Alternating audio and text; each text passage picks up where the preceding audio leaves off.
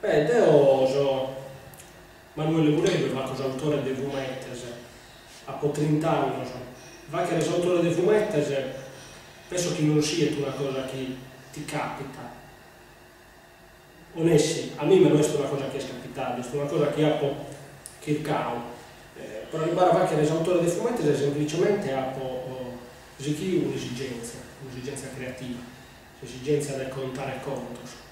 Io penso che una delle caratteristiche del mondo, dell'essere umano, è di contare isse, di contare il tutto, di contare la storia inventata, o fino alla storia della gente sua o di altre aziende. L'esigenza di contare.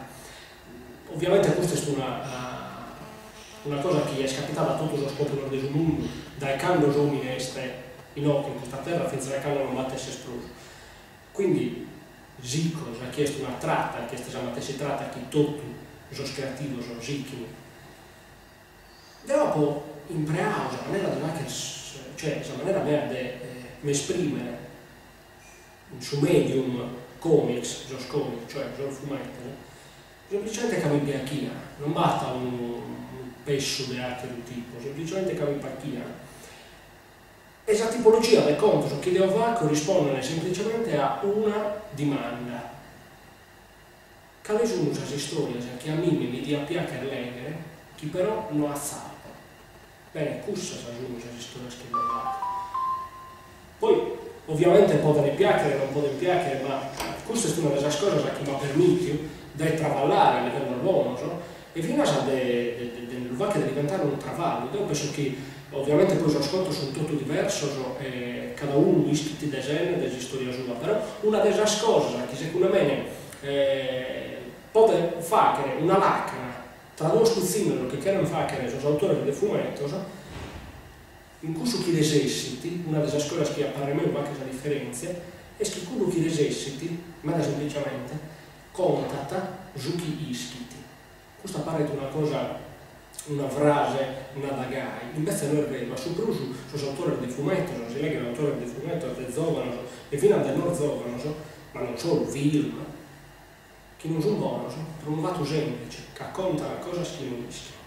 Io penso che si scarta umano, che ovviamente quando uno cominciando a margarlo a livello tecnico, di poter un ginzu rivoluzionario, penso che si scarta umano sia di contare cose che non abbiamo mai contato. Questo è sempre più difficile, che se uno pare che si è scontato tutto, e invece non si è scontato tutto, o meglio, non si è scontato tutto che sottica tua.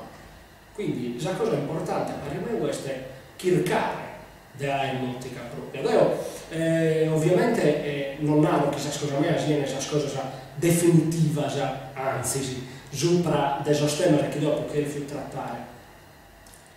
Però sono stata fatta forse in un certo grado, in una certa ottica. Questa è la cosa che mi ha fatto andare innanzi e che mi fa che andare innanzi. Ovviamente, uno dei suoi pericoli normali di questo è di essere classificato in su che si paga.